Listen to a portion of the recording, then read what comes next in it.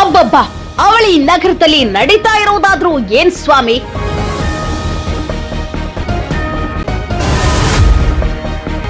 ದುಡ್ಡು ಮಾಡೋ ಅವಸರದಲ್ಲಿ ಕಲಬೆರಕೆಗೆ ಕೈ ಹಾಕಿದ ಕಾರ್ಖಾನೆ ಮಾಲೀಕರು,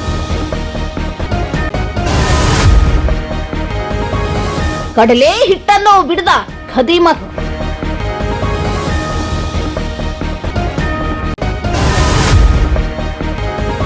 ಕಡಲೆ ಮತ್ತು ಗೋವಿನ ಜೋಳ ಮಿಕ್ಸ್ ಮಾಡಿ ಕಡಲೆ ಹಿಟ್ಟು ತಯಾರಿಕೆ. ಇಂತಹವರಿಗೆ ಹೇಳೋರಿಲ್ಲ, ಕೇಳೋರಿಲ್ಲ. ಆಹಾರ ಇಲಾಖೆ ಅಧಿಕಾರಿಗಳೇ ಎಲ್ಲಿದ್ದೀರಿ?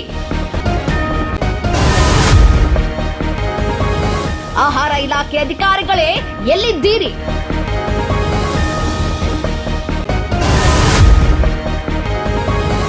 ದುಡ್ಡು ಮಾಡೋ ಅವಸರದಲ್ಲಿ ಜನರ ಕಣ್ಣಿಗೆ ಮಣ್ಣು ಎರಚುತ್ತಿರುವಂತಹ ಖದೀಮರು.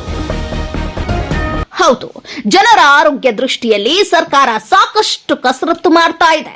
ಆದ್ರೆ ಇಂತಹ ದಂಧೆಕೋರರು ದುಡ್ಡು ಮಾಡೋ ನೆಪದಲ್ಲಿ ಕಲಬೆರಕೆ ಮಾಡಿ ಬೇರೆ ಬೇರೆ ರೀತಿಯ ಹಿಟ್ಟು ಪುಡಿಗಳನ್ನ ತಯಾರು ಮಾಡ್ತಿದ್ದಾರೆ. ರೈತರು ಪ್ರಾಮಾಣಿಕತೆಯಿಂದ ಹಗಲು ರಾತ್ರಿ ಎನ್ನದೆ ಕಷ್ಟಪಟ್ಟು ಬೆಳೆ ಬೆಳೆದ್ರೂ ಸರಿಯಾದ ಬೆಂಬಲ ಬೆಲೆ ಸಿಗ್ತಾ ಇಲ್ಲ ಅಂತ ರೈತ ಸಂಘಟನೆಗಳು ಮತ್ತು ಹಲವಾರು ಹೋರಾಟಗಾರರು ರೈತರ ಪರ ಧ್ವನಿ ಎತ್ತಿದ್ದಾರೆ. ಆದ್ರೆ ನ್ಯಾಯ ಕೇಳುತ್ತಲೇ ರೈತರ ಜೀವನ ಮುಗಿದು ಹೋಯಿತು. ಆದ್ರೆ ಇಂತಹ ಖದೀಮರು ಲಕ್ಷಗಟ್ಟಲೆ ಆಹಾರ ಪದಾರ್ಥಗಳನ್ನ ಕಲಬೆರಕೆ ಮಾಡಿ ಮಾರುಕಟ್ಟೆಗಳಲ್ಲಿ ಮಾರಾಟ ಮಾಡ್ತಿದ್ದು ಗಮನ ಹರಿಸಬೇಕಾದ ಸ್ಥಳೀಯ ಅಧಿಕಾರಿಗಳು ಕಣ್ಮುಚ್ಚಿ ಕುಳಿತಿರುವುದು ಅನುಮಾನಕ್ಕೆ ಕಾರಣವಾಗಿದೆ. ಹುಬ್ಬಳ್ಳಿಯ ಗಾಮನಗಟ್ಟಿ ಇಂಡಸ್ಟ್ರಿಯಲ್ ಏರಿಯಾದಲ್ಲಿರುವ ಕೆಲವೊಂದಿಷ್ಟು ಕಾರ್ಖಾನೆಗಳಲ್ಲಿ ಕಳಪೆ ಮಟ್ಟದ ಆಹಾರ ತಯಾರಿಕೆ ಮತ್ತು ಆರೋಗ್ಯ ಹಾನಿಕಾರಕ ಉಂಟು ಮಾಡುತ್ತಿರುವಂತಹ ಕಲಬೆರಕೆ ಮಿಕ್ಸ್ ಮಾಡಿ ತಯಾರಿಕೆ ಮಾಡುತ್ತಿರುವುದು ಕಂಡು ಬರ್ತಿದೆ. ಹೋಟೆಲ್, ಬೀದಿ ಬದಿಯ ತಿಂಡಿ ಅಂಗಡಿಗಳಲ್ಲಿ ಗ್ರಾಹಕರನ್ನ ಸೆಳೆಯಲು ಕಲಬೆರಕೆ ನಡೆಯುತ್ತದೆ.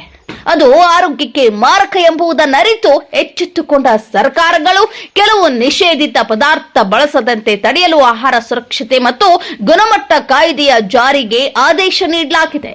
ಇನ್ನು ಆಹಾರ ಧಾನ್ಯಗಳಾದ ಅಕ್ಕಿ, ಬೇಳೆ, ಕಡಲೆ, ಬೆಲ್ಲ, ರವೆ, ಅಡುಗೆ ಎಣ್ಣೆ, ಹಾಲು, ತುಪ್ಪ, ಮೊಸರು, ಮೊಟ್ಟೆ, ಮಾಂಸ, ಮೀನು, ಅಡಕೆ, ಮಸಾಲೆ ಮತ್ತಿತರೆ ಪದಾರ್ಥಗಳು ಪರಿಶುದ್ಧವಾಗಿಲ್ಲ.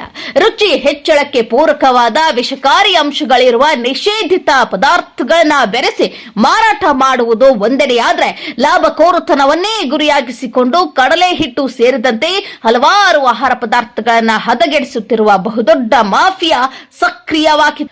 ಇಷ್ಟೆಲ್ಲ ಆದರೂ ಸಂಬಂಧಪಟ್ಟ ಅಧಿಕಾರಿಗಳು ಯಾವ ರೀತಿ ಕ್ರಮ ಕೈಗೊಳ್ಳುತ್ತಾರೆ ಎಂಬುದನ್ನ ಕಾದ್ ನೋಡಬೇಕಾಗಿದೆ. ನೀವು ನೋಡ್ತಿದ್ದೀರಾ, ಇದು ನ್ಯೂಸ್ 88 ಕನ್ನಡ, ಸುದ್ದಿಯ ಜೊತೆ ಸದಾ ನಿಮ್ಮೊಂದಿಗೆ.